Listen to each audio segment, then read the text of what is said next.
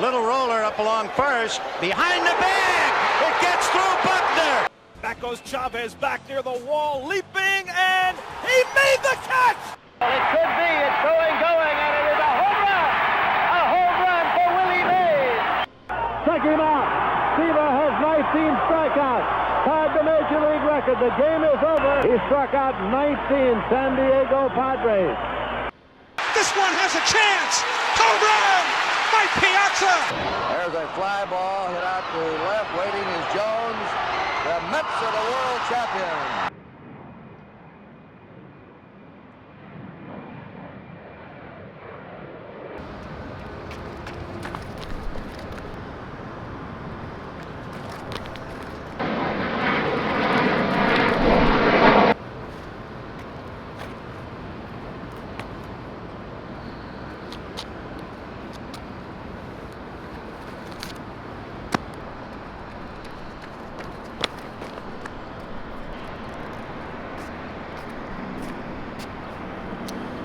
Yep, that is Citi Field, the current home of the New York Mets.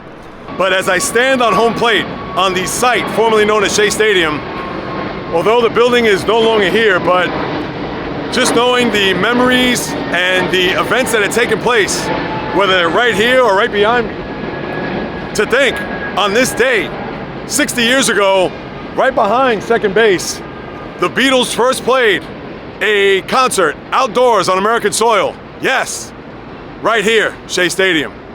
And there are so many other events that I could chronicle, and I will do so over the course of this video. Now, I may miss one, I may miss two, I may miss more than that.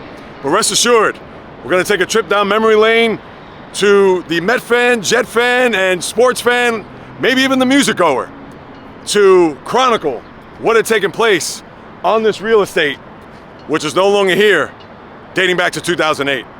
And it is my pleasure to deliver this video to you for those who may have never been here or have been here countless times, to reflect and more importantly to share what this once, maybe not hallowed ground, but this once sacred ground stood for.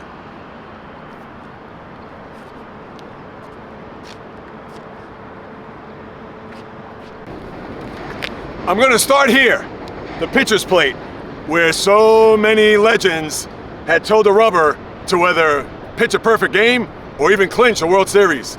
And I'll get to all that in a second. But just to know that so many iconic and baseball legends pitched here, whether your name is Bob Gibson, Sandy Koufax, of course, the franchise, Tom Terrific, Tom Seaver. I mean, I could go on the list of so many performances, so many different pitchers that have graced this mound. Well, the mound is no longer there, but you know what I'm saying. And to think, a perfect game was actually pitched there on Father's Day. That by Jim Bunning. No, not a Met pitcher. We all know that they didn't get a no-hitter on this field until they got the other side of the parking lot where Citi Field stands, where Johan Santana threw his no-hitter back in 2012. I mean, so many moments that had transpired here. Whether your name was Tom Seaver, where he came this close to throwing a perfect game, and so many one-hitters that he threw here on this mound. We all know about Doc Gooden, where somewhere up there where the airplane is getting ready to fly over was the K corner back in 1984. I was 15 years old, and I remember vividly when Doc, as a 19-year-old, pitched on this mound to where he led himself to a Rookie of the Year, where the following season arguably had one of the greatest seasons any pitcher had in the history of baseball.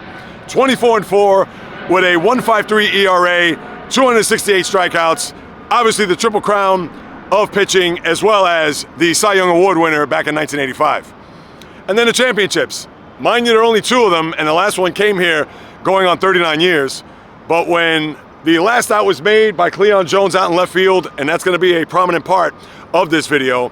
But then Jesse Orosco throwing his glove after striking out Marty Barrett, and prior to that, Jerry Koosman being held by Jerry Grody after the Miracle Mets, the amazing Mets, won their first World Series back in 1969. Yeah, took place on this mound. And Orosco, who could ever forget? That's the one shining moment that us Met fans have. 69, I was literally, what, 6 months old? Where at least I was a senior in high school when the Mets last won a World Series, where I saw Orosco throw his glove in the air and all the players came out of the dugout and spilled onto the Shea Stadium turf. Can we have some memories this year? With the way the Mets are playing right now, it's certainly not looking good. But back to the performances. When you think back of what Tom Seaver did on this mound for so many years, as well as Jerry Koosman, even Nolan Ryan, who won his only World Series in a Met uniform, and of course, on this mound. And so many other players that had come in and out of the franchise throughout the years, or obviously those opposing legends that have pitched here, whether your name is Juan Marichal, whether your name is Don Drysdale. I mean, the list goes on and on. I could just bore you to tears when it comes to the amount of pitching performances as well as the Hall of Fame pitchers that have played on this field, that have pitched on this mound. And yeah, I could keep going on and on, but I'll spare you that because there's so much else I need to cover. And here is second base.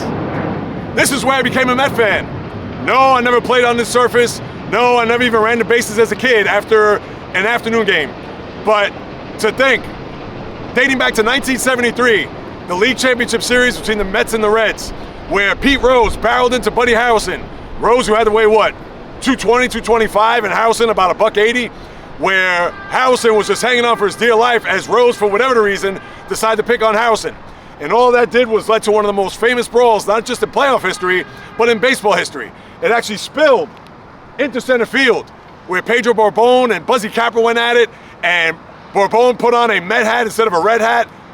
You had bedlam here at the stadium, where fans were throwing articles, bottles, you name it, out into left field to where they almost had to forfeit the game. And we all know the Mets beat the Big Red Machine and the Mighty Reds at that time in 5 games to go on to a World Series. I'm standing near what would be probably the third base dugout in one of the more zany, if not bizarre, events that had happened in Met history. And no, it didn't even involve a play. It was a black cat where the Chicago Cubs were in the lead in the National League in 1969. There in a pennant race in the middle of September. And for whatever reason, this black cat came sprawling onto the field in front of the Chicago Cub dugout to the tune where that was a hex on a Cub franchise, as we know even back then. Hadn't made it to a World Series since 1945. And here it was, this cat symbolizing the fate that the New York Mets will go on to not only win the National League East Division, but also win the Championship Series, and yes, raise their first ever championship banner in its franchise's history. I'm standing out somewhere in left field where I don't know where the wall would have been, but there are 3 significant plays that had happened here. The first one being 1969, Cleon Jones catching the ball, going down on one knee, where the Mets won their World Series back in October of that said year.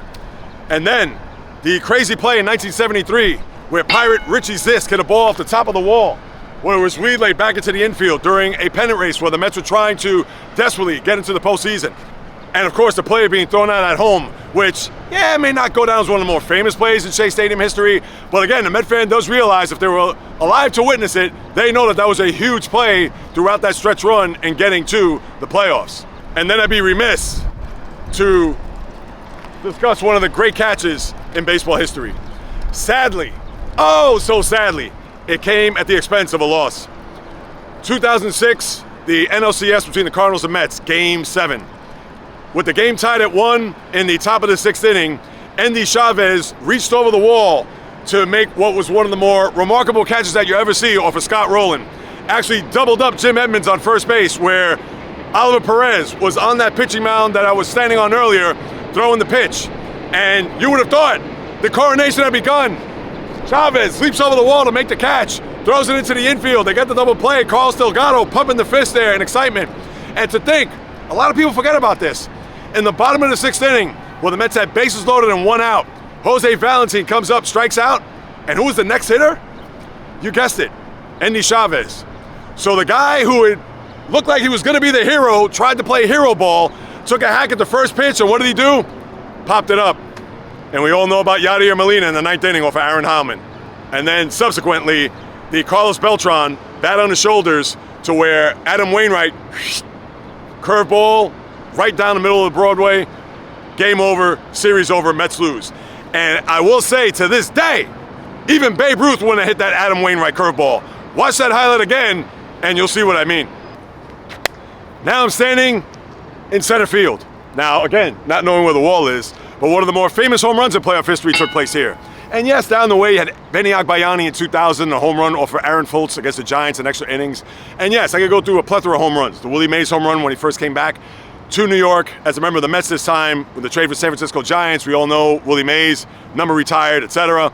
But right behind me, Steve Finley in Game 4 of the Division Series against the Arizona Diamondbacks, where, of all people, Todd Pratt hit a shot to dead center field. And when Finley went back, and he reached up with his glove, only to find out that there was nothing but leather, and the ball went over the wall, and it was bedlam at Shea Stadium. A mild upset of the Arizona Diamondbacks, who had the home field advantage, and a home run that obviously Gary Cohen made a great call on. It's out of here! It's out of here! Yep, his famous, it's out of here! It's out of here! Gotta love it if you're a Met fan. Now as I stand out in right field, where arguably the greatest position player ever played, and actually is my favorite all-time Met, none other than Darryl Strawberry. And when I think about the home runs he's hit over this area, and him patrolling right field the way he did when he first came up in 1983. And a guy who, with his beautiful swing, and everybody calling him the Black Ted Williams, and the bombs that he hit, the one that I remember the most was, of course, Game 7 of the World Series against Al Nipper. But I think of some of the other ones that he had. The bomb that he hit off of Xavier Hernandez, which hit off the scoreboard. Or even a guy like Mo Vaughn, who a lot of people thought Mo Vaughn was going to be the guy that was going to come and be a big part of this offense. And unfortunately, didn't really have a lot of big moments. But he did have one of the longest home runs at Shea Stadium as he hit it way up the scoreboard off of the Budweiser sign. Yeah, somewhere up there. Standing back at home plate, I could chronicle all of the great moments. And there is one that I will certainly touch on in a matter of moments. But I have to detail even some of the bad ones that have happened with the Mets. And listen, it's a long list. I'll try to condense it to a few, but not to bring up bad memories, of course, I have to discuss. As I was standing in right field, who can forget Mike Scioscia? On that pitcher's mound over there, where Dwight Gooden was in the 9th inning and he walked John Shelby. And with Mike Scioscia, a light-hitting catcher, coming up to the plate, and what does he do? Fastball down the middle, and he hits it deep over Strawberry's head and into the right field bullpen. And then later on lose on a Kirk Gibson home run, and then even with the bases loaded and Kevin McReynolds up looking to get the game-winning hit, John Shelby races in from deep center field to make the catch, and the series was tied at 2. And yeah, that was one that sticks to my ribs to this day as the worst loss that I've ever witnessed as a Met fan. And that's not even 06 when we were talking about Endy Chavez, a catch. And that was a brutal loss too, because the Mets should have gone to the World Series that year, considering the Cardinals won 83 games in 2006. But there are so many other situations, whether it would be 87, the night where Ron Darling broke his thumb, where Terry Pendleton hit the 2-run homer off of Roger McDowell, and then Tom Herr with the home run there late in extra innings when the Cardinals went on to win a division. How the Cubs beat us in 84, how they beat us in 89, the Pirates in 90, and even 91. I'll never forget, I sat in the upper deck in left field on May 7th when Darryl Strawberry first came back to Shea Stadium as a member of the Dodgers. And what did he do in that game off of Frank Viola? He hit a home run to left center field. Straw, you're always my guy, even though you wore the pinstripes of that team that plays in the Bronx, but you know, in your heart of hearts, you'll always be a Met. And then to think, the last 2 years that Shea Stadium stood, the Mets lost excruciating games to the Florida Marlins. Yes, that's when they were known as the Florida Marlins. Who can forget 07, the next to last day of the season, when John Maine was on the pitching mound, and all hell broke loose with a brawl at third base between Jose Reyes and Miguel Olivo, where it looked like the Mets were gonna translate that the next day in order for them to win the division and go on to the playoffs.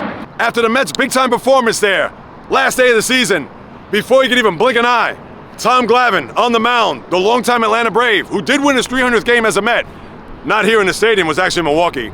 But what does he do? He pitches a third of an inning. The Mets are down 7-0 as they get ready to bat in the bottom of the first. And of course, they didn't even put up a fight. In fact, Ramon Castro had a chance to make the game a little bit closer at 7-5, but he hit a deep fly to the warning track, which pretty much ended the Mets' hope for winning a division. And don't let me get started on 08. 08 was even worse. Think about this. On the next to last day of the season, where the Mets lost Friday night, and they were fighting it out with the Brewers to see who's going to get into the playoffs as a wild card team, and Yohan Santana, complete game, 3-hit shutout, struck out 12, I believe, where we all thought from the year before to the year after, there's no way they could blow another season-ending, and at the time, the final game at Shea Stadium. Of course, they're the Mets. What do you expect?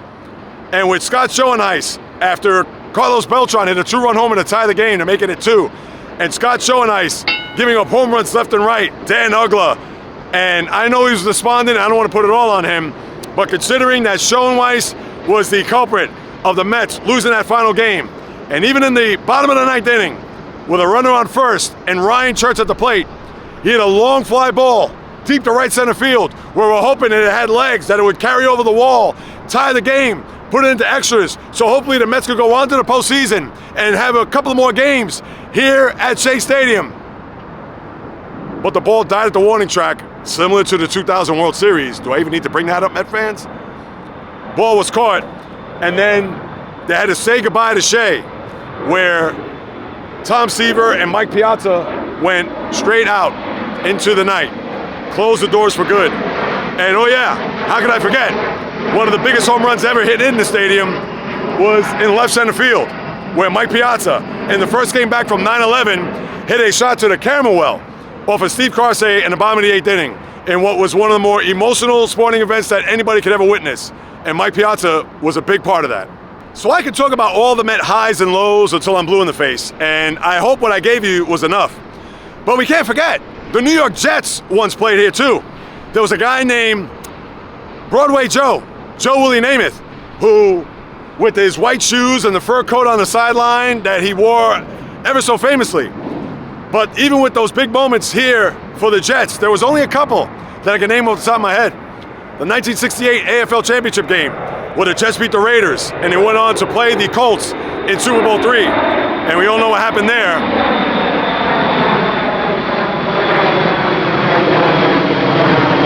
The finger waving down in the old Orange Bowl, where actually Lone Depot Park, where the Marlins play, as he went off into the locker room, where the Jets stunningly won Super Bowl III in one of the biggest upsets, not only in NFL history, but in sports history. But the game before that, in order for them to get to a Super Bowl, was right here. And sad to say I have to mention this, but somewhere around there, 1973, a one Orenthal James Simpson, infamously known as O.J. Simpson, was the first running back to rush for 2,000 yards. December 30th, 1973?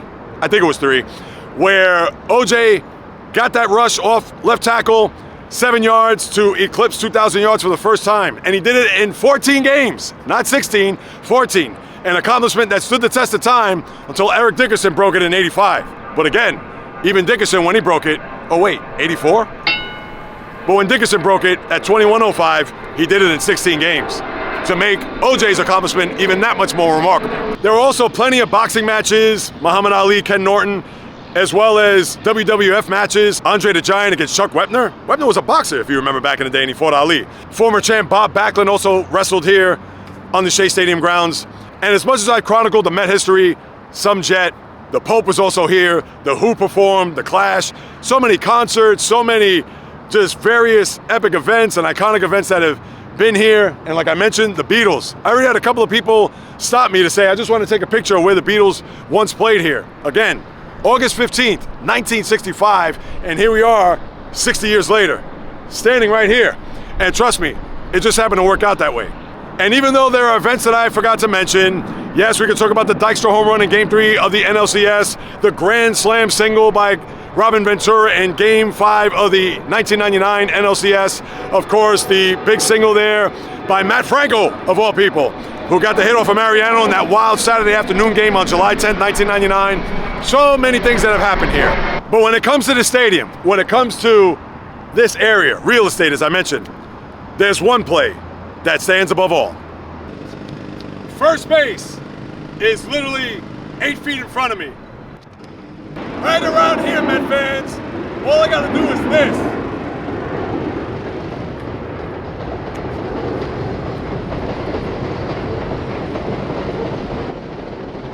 Mookie Wilson's ground ball trickling up the first base line. It gets by Buckner, goes through his legs. We know the Vince Scully call as Knight rounds third and the Mets win it. And Bob Murphy, the late great, and also Vince Scully too, may he rest in peace. Those are two calls that will be forever remembered and etched in the Met fans' minds, especially those who lived it. And thankfully, I was able to do so.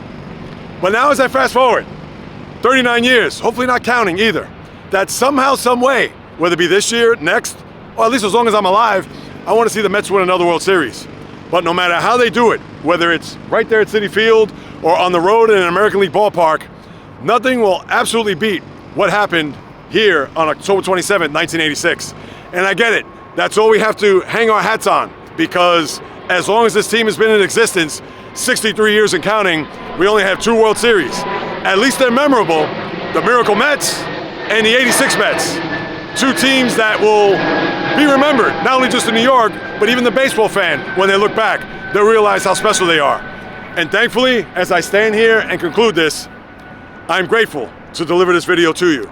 And as a lifelong, even suffering Met fan, I tell you, standing here brings back a lot of good memories. Whether it was my first game here in 1974 when the Mets played the Padres, or even coming to the 2006 NLCS, watching Game 1 when Carlos Beltran hit a 2-run homer and Tom Glavine pitched us to a Game 1 win. And like I mentioned earlier, we know how that ended. So many opening days that I've come here, whether it was in 1996, the play that Ray Ordonez made on his knees in his first ever game in the regular season, or even in 1998 when I sat with my uncle, Mark Vega, shout out to you, my guy, where we were in between first base and home plate in the upper deck on my birthday, March 31st, 1998. It was 87 degrees, which was a record in New York City. And I sat through 14 innings of a 1-0 game. That just goes to show you right there how much of a diehard fan I am, and even my uncle is, that we sat through that whole game with no score until the Mets finally prevailed in the 14th. And even the opening day after they won the National League pennant the year before in 2001, when the Braves came to town and the Mets just pounded Kevin Millwood and win another opening day here on their home turf. So many memories that I could expound on, so many memories that I could go through, but you know what? Thankfully, you've listened to a few and I'll spare you the rest. For those who remember Shea Stadium, please leave a comment below. I'd be curious to know what you remember about what took place here and what you experienced or what you witnessed as a Met fan, baseball fan, Jet fan, football fan, concert goer, you name it. Because places like this need to be remembered. Places like this need to never be forgotten. And thankfully for me, in where I live, in this big city of New York, coming out to Queens to chronicle this is my duty, not only as a sports fan, but someone who loves the New York Mets.